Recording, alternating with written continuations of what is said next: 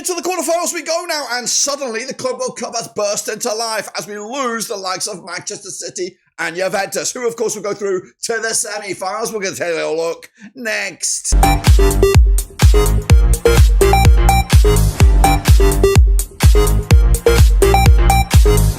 That's right, folks, but once again, we're in another video today. We take a look at the quarterfinals of the 2025 FIFA Club World Cup, and we'll get to that in a second. If you know where you've been, smash your subscribe, your one-stop shop for Club World Cup, Blackburn Rovers, World Football. We're going to all here under one rooski. That's right. I think losing Man City is the spice that we need for this Club World Cup. As suddenly, it's got all a little bit interesting, that's right. What am I talking about? Well, I'll tell you in a second. If you knew where you've been, hit the old subscribe, and a big shout out to the members and the patrons. You know who you are. Today, though, is all about the quarterfinals and, of course, bringing you bang up to date with my predictions over in the Prediction League and all that kind of jazz. But this is it. It is the old Club World Cup, and we're coming at you thick and fast. So sit tight, hold on, and let's get into it. That's by revisiting my last 16 predictions, first and foremost, and we're going to kick it on forward to those quarterfinals. So here we go. Start with the all Brazilian affair. We did see Palmeiras coming out top against Botafogo. It was a 1-0 win in the end. I went with a 2-1 win. Ain't too shabby on that one. Moving forward, all European affair.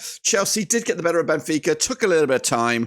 4-1 overall. I went with the 2-0 win. Not too shabby. Meanwhile, going further down, it was the transatlantic affair between Internazionale up against Fluminense. I went with a penalty shootout victory for Fluminense, but they didn't even need it, did they? 2-0 win in the end over Inter to go through to a final. And then the spicy one, which I didn't see coming. I don't think anybody saw coming. Goals galore in this one. 7-goal thriller. Al-Hilal 4, Manchester City 3. I went with a 3-1 win. And out Man City go. Meanwhile, over to the other side of the bracket here, PSG took care of business against Inter Miami. I really think they took the foot off the gas half-time. 4-0 win in the end. I went with a 3-0 win. Meanwhile, probably the game of the round. Everybody was looking forward to this one, and it didn't disappoint, did it? Flamengo did actually lose to Bayern 4-2 in the end. I went the other way. I thought we'd see an upset on that one, but no. And then, of course, the big boys, Real Madrid, did business as usual against Juventus. Just the 1-0, though, to see them go through the quarterfinals. And then Dortmund, late last night, did beat Monterrey, got over the line in the end. 2-1 win. So that's the situation, of course, for the round of 16. Of course, we do have a prediction league on the channel. What am I talking about? Well, I'll tell you. Details of it is on the screen right about now, of course. Getting there, keep on predicting. I'm going to give you an update soon. I've really not been in it, to be honest with you. But hey, you keep on doing your thing, and hopefully we'll have a winner at the end of it. But it is now moving forward to the quarterfinals, and this is what we've got. Coming at you a bit of a random order, and there they are in all its glory. Nice and pretty, nice and Swiss, just like that. So here we go. We're going to get it going with Palmeiras up against Chelsea. Coming at you this coming Friday, I believe. It's coming at Lincoln Financial Field. Palmeiras and Abel Ferreira coming into this. 67% form for them right now. Unbeaten the last 4, of course. Just one defeat in the last 6.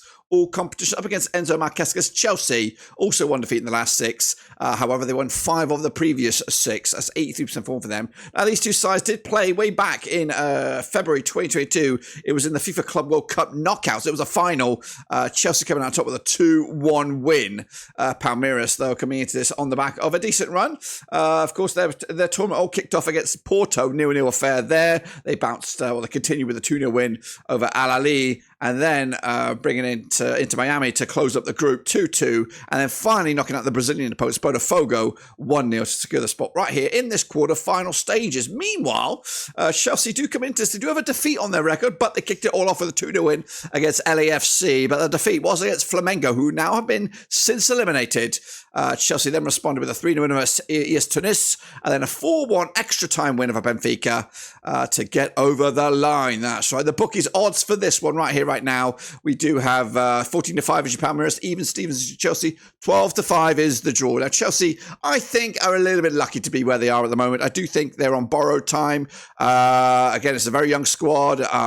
There's still a lot of questions than I have answers for Chelsea. I do think they're going to tumble here. I'm going to go Palmeiras, who have been a good, solid team. They've not been blowing teams out of the water. I don't think they're going to blow teams out of the water. They'll get narrow wins, and I think there'll be a problem. Hopefully, this could be a passage to the quarter-final for a Brazilian outfit, Palmeiras. Let's move over to another Brazilian outfit, Fluminense, taking on Al-Hilal. That's coming at you on also the 4th. It's at the Camping World Stadium. That's right, Fluminense and Renato Gaucho. They, of course, coming into 83% form for them at the moment, unbeaten in the last 6 matches, picking up 4 wins and a couple of draws. Meanwhile, Al-Hilal, 75% form for them at the moment under Simone Inzaghi, new coach, of course, unbeaten under his tenure. And they're unbeaten in the last 6. That's picking up 3 wins and 3 draws coming into this. Fluminense did start their campaign with a 0-0 draw against Dortmund. They followed up with a 4-2 win over Ulsan HD. Since that 4-2 win over Ulsan HD, they've yet to concede a goal with a 0-0 draw against the Malumbi Sundowns. Respect to my South African brothers there. And 2-0 winners over Inter Miami. So, in fact, 4 of the last 5, in fact, 5 of the last 6, Fluminense have had clean sheets, so this is going to be a problem for Al-Hilal. Meanwhile, moving forward on the other side, Al-Hilal opened up with a 1-1 draw against the Real Madrid. They followed up with a 0-0 draw against Salzburg, and then a 2-0 win over Pachuca in the group stages, and then extra time victory over Man City to put themselves into this quarter-final with a 4-3 win in the end. The bookies odds for this one, what we're looking at, 17-10 is your Fluminense, 6-4 is your Al-Hilal, 5-2 is your draw. Having looked at that, I'm going 3-2 for Al-Hilal, but realistically, I don't know about this one. This one's difficult because of the fact that Fluminense have been so solid at the back. I might regret this one. But I'm going to stick with Al-Hilal. I just think they have the players. I think Bono between the sticks is solid. They've got some real game changers across the pitch there, and players in their prime as well. They're not slouches. They're not veterans. No disrespect to Thiago Silva. I think he's still a very, very key player for Fluminense. But ultimately, I just think they can have the goals here. I don't care. I do care, but I don't care. You know, this one could go either way. I'd love to see an all-Brazilian semi-final to guarantee a Brazilian team in the final. That would be the perfect antidote for me. But regardless, we're going to move on. We're going to take a look at the crunchy European affair here. It's PSG, it's Dortmund. It's coming to the Mercedes-Benz Stadium over in Atlanta. That's right. PSG and Luis Enrique, 5 wins of the last 6. They're on 83% form for them right now. Up against Bayern and a Vinny company, 83% form for them as well. Just 1 defeat in the last 6. Now, these two clubs have played familiar times, 9 times since 2017. 2 wins PSG, 7 wins Bayern. There's been 0 draws between these two sides. PSG have a 3-0 win on the record. They've got 8 goals scored in the 9 games, 0.89 goals a game. As for Bayern, they have a 2-0 win on the record. They've got 14 goals scored in those 9 matches, 1.56 goals a game coming into. So the last match they played was this calendar year or this season, past season, back in November 2024. It was a 1-0 win for Bayern. That was in the Champions League. In fact, it's been 4 wins on the bounce for Bayern over PSG, 4 clean sheets on the bounce against them. In fact, they won 5 of the last 6, all with a clean sheet against PSG. PSG, though, coming into this pretty much stellar. They've been absolutely perfectamundo, and bar the defeat against Botafogo. Completely, you look at the run back here, it's been solid. They've only conceded 1 goal in the last 6, and that 1 goal was against Botafogo, and it was a defeat.